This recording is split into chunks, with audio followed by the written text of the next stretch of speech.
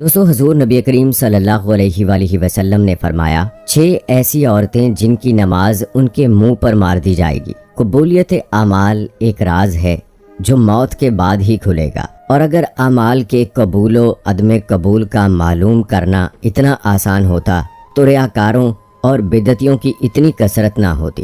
حال البتہ شریعت نے قبولیت اعمال کا معیار اور کسوٹی بتا دی ہے کہ عمل کرنے والا صحیح العقیدہ ہو، عمل عین سنت کے مطابق ہو اور خلوص پر مبنی ہو، اور اپنے نیک اعمال کو برباد کرنے والے گناہوں سے بچتا ہو تو اسے اللہ تعالیٰ سے قبولیت اور فضل کی امید رکھنی چاہیے۔ نیکیاں قبول یا مسترد ہونے کی علامات اور ہدایات کے عنوان پر ارشاد فرمایا، جس میں انہوں نے سعادت حج پانے والوں کو مد نظر رکھتے ہوئے کہا کہ کائنات کی تخلیق کا مقصد اللہ کی عبادت ہے، اور عبادت کی قبولیت کے لیے جد و جہد بس ضروری ہے۔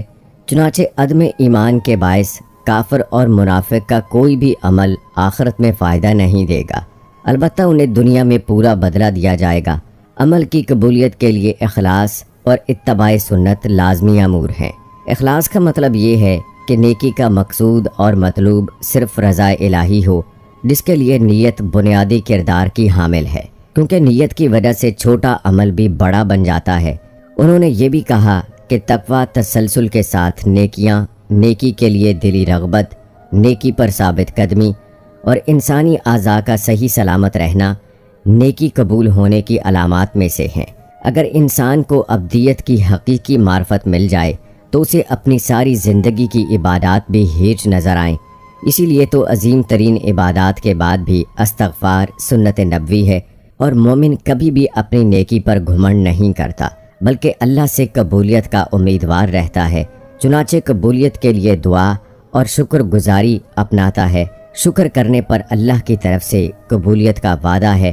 دوسری جانب شرک، ریاکاری، نیکی کے عوض دنیاوی مفادات کا حصول، حالت ارتداد میں موت، دین سے نفرت، اللہ کی آیات اور آخرت میں ملاقات کا انکار، غضب الہی کا موجب بننے والے اعمال کرنا، منافقت، ہٹ دھرمی اور اناد کی بنیاد پر سنت سے تصادم، اپنی بات کو نبی کریم صلی اللہ علیہ وآلہ وسلم کی بات پر فوقیت دینا، اپنی پارسائی پر گھمنڈ، نجومی کے پاس جانا، عصر کی نماز ترک کرنا، حقوق العباد تلف کرنا، تنہائی میں گناہ کرنا، غیر شرعی مقصد کے لیے کتا پالنا، اور شراب نوشی سے نیکیاں مٹ جاتی ہیں۔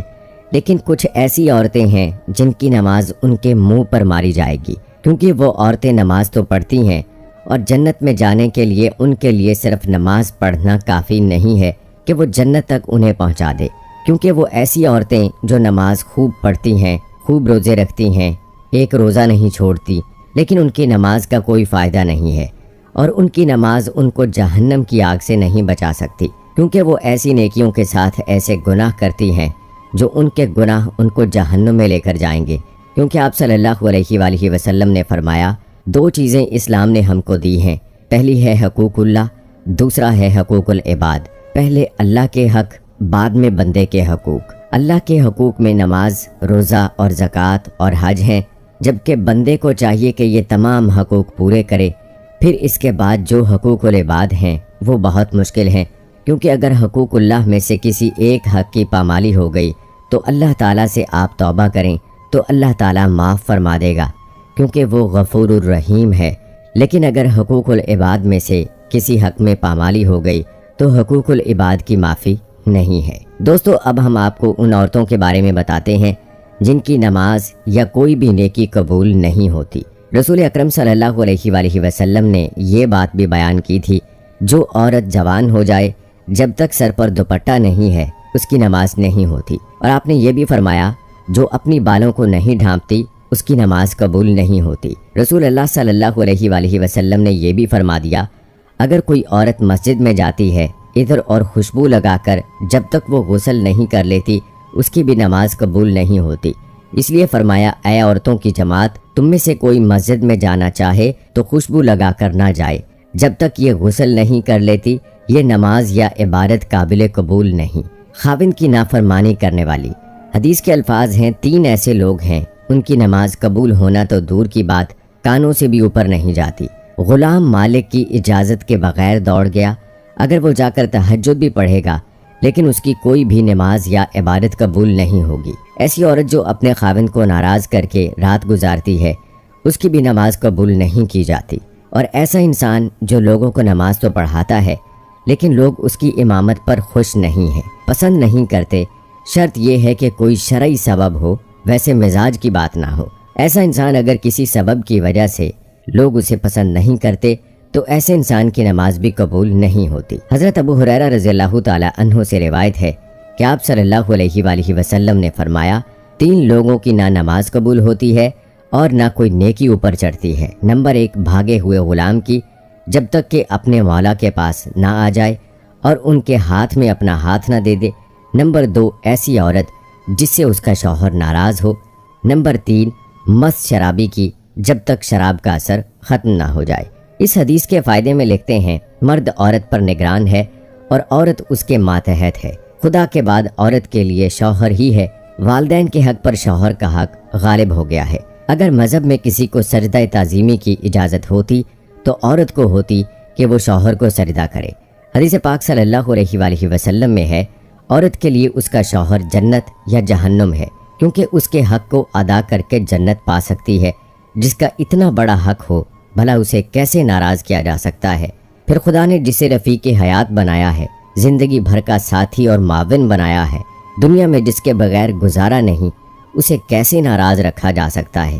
اس لیے اگر شوہر ناراض ہو جائے تو اسے راضی کرنے کی کوشش کرنی چاہیے، کیونکہ اس کے بغیر دنیا آخرت میں نقصان ہے۔ حضرت عائشہ رضی اللہ تعالی عنہ کی روایت ہے کہ نبی کریم صلی اللہ علیہ وآلہ وسلم نے فرمایا، بالغہ عورت کی نماز سر ڈھانپے بغیر قبول نہیں ہوتی۔ اس حدیث میں نماز کے دوران سر ڈھانپنے کا حکم ہے، چنانچہ اگر عورت دوران نماز سر نہ ڈھانپے تو اس کی نماز نہیں ہوتی۔ عورت کو نماز میں ہاتھ، پاؤں اور چہرے کے علاوہ باقی سارا بدن ڈھانپنا ضروری ہے، سینہ بند ضروری نہیں۔ ایسے باریک کپڑوں میں جن سے بدن جھلکے نماز نہیں ہوتی۔ جو کپڑے ایسے باریک ہوں کہ ان کے اندر سے بدن نظر آئے ان سے نماز نہیں ہوتی۔ نماز کے لیے دوپٹہ موٹا استعمال کرنا چاہیے۔ چہرہ، دونوں ہاتھ گھٹنوں تک اور دونوں پاؤں ٹخنوں تک، ان 3 اعضاء کے علاوہ نماز میں پورا بدن ڈھانپنا عورت کے لیے نماز کے صحیح ہونے کی شرط ہے۔ اس کے بغیر نماز نہیں ہوگی۔ خواتین کا یہ کہنا کہ جب بندوں سے پردہ نہیں تو خدا سے کیا پردہ، بالکل غلط ہے۔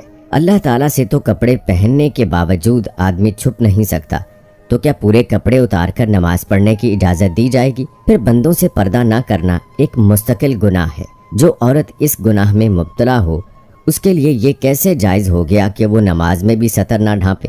الغرض عورتوں کا یہ شعبہ شیطان نے ان کی نمازیں غارت کرنے کے لیے ایجاد کیا ہے۔ نماز کے دوران سر کھل جائے اور 3 بار سبحان اللہ کہنے کی مقدار تک کھلا رہے تو نماز ٹوٹ جائے گی، اور اگر سر کھلتے ہی فوراً ڈھک لیا تو نماز ہو گئی۔ نفل نماز تو بیٹھ کر پڑھنے کی اجازت ہے، گو بیٹھ کر پڑھنے کا آدھا ثواب ملے گا، لیکن فرض نماز بیٹھ کر نہیں ہوتی، کیونکہ قیام نماز کا رکن ہے، مردوں کے لیے بھی اور عورتوں کے لیے بھی، اور اصول یہ ہے کہ نماز کا رکن فوت ہو جائے تو نماز نہیں ہوتی۔ لہٰذا جو عورتیں فرض نماز بغیر معذوری کے بیٹھ کر پڑھتی ہیں ان کی نماز نہیں ہوتی۔ ہاں، جسم کا صحیح طریقے سے ڈھانپنا ضروری شرط ہے۔ پہنچوں تک ہاتھ کھلے ہوں تو مذائقہ نہیں، سینے پر اوڑھنی ہونی چاہیے، سجدے میں دوپٹہ نیچے آ جائے تو بھی نماز ہو جاتی ہے۔ عورتوں کا جمع ہو کر اس طرح نفل نماز جماعت کے ساتھ ادا کرنا بدعت ہے اور متعدد غلطیوں کا مجموعہ ہے، جس کی وجہ سے وہ سخت گناہگار ہیں۔ اور نیل پالش اور آدھی آستین والی عورتوں کی تو انفرادی نماز بھی نہیں ہوتی۔ فجر کی نماز تو عورتوں کو اول وقت میں پڑھنا افضل ہے اور دوسری نمازیں مسجد کی جماعت کے بعد پڑھنا افضل ہے۔ جمعہ، جماعت اور عیدین کی نماز عورتوں کے ذمہ نہیں ہے۔ حضرت صلی اللہ علیہ وآلہ وسلم کا بابرکت زمانہ چونکہ شر و فساد سے خالی تھا، ادھر عورتوں کو حضرت صلی اللہ علیہ وآلہ وسلم سے احکام سیکھنے کی ضرورت تھی، اس لیے عورتوں کو مساجد میں حاضری کی اجازت تھی، اور اس میں بھی یہ قیود تھی کہ باپردہ جائیں، میلی کچیلی جائیں، زینت نہ لگائیں۔ اس کے باوجود عورتوں کو ترغیب دی جاتی تھی کہ وہ اپنے گھروں میں نماز پڑھیں۔ چنانچہ حضرت عبداللہ بن عمر رضی اللہ تعالی عنہ سے روایت ہے کہ حضرت صلی اللہ علیہ وآلہ وسلم نے فرمایا، اپنی عورتوں کو مسجدوں سے نہ روکو اور ان کے گھر ان کے لیے زیادہ بہتر ہیں۔ حضرت عبداللہ بن مسعود رضی اللہ تعالی عنہ سے روایت ہے کہ کہ رسول اللہ صلی اللہ علیہ وآلہ وسلم نے فرمایا، عورت کا اپنے کمرے میں نماز پڑھنا اپنے گھر کی 4 دیواری میں نماز پڑھنے سے بہتر ہے، اور اس کا پچھلے کمرے میں نماز پڑھنا اگلے کمرے میں نماز پڑھنے سے بہتر ہے۔ مسند احمد میں حضرت ام حمید سعد رضی اللہ تعالی عنہا سے مروی ہے کہ انہوں نے عرض کیا، یا رسول اللہ صلی اللہ علیہ وآلہ وسلم، میں آپ کے ساتھ نماز پڑھنا پسند کرتی ہوں۔ آپ صلی اللہ علیہ وآلہ وسلم نے فرمایا، مجھے معلوم ہے کہ تم کو میرے ساتھ نماز پڑھنا محبوب ہے، مگر تمہارا اپنے گھر کے کمرے میں نماز پڑھنا گھر کے صحن میں نماز پڑھنے سے بہتر ہے، اور گھر کے صحن میں نماز پڑھنا گھر کے احاطے میں نماز پڑھنے سے بہتر ہے، اور احاطے میں نماز پڑھنا اپنے محلے کی مسجد میں نماز پڑھنے سے بہتر ہے، اور اپنے محلے کی مسجد میں نماز پڑھنا میری مسجد میں میرے ساتھ نماز پڑھنے سے بہتر ہے۔ راوی کہتے ہیں کہ ام حمید رضی اللہ تعالی عنہا نے یہ ارشاد مبارک سن کر اپنے گھر کے لوگوں کو حکم دیا کہ گھر کے سب سے دور اور تاریک ترین کونے میں ان کے لیے نماز کی جگہ بنا دی جائے۔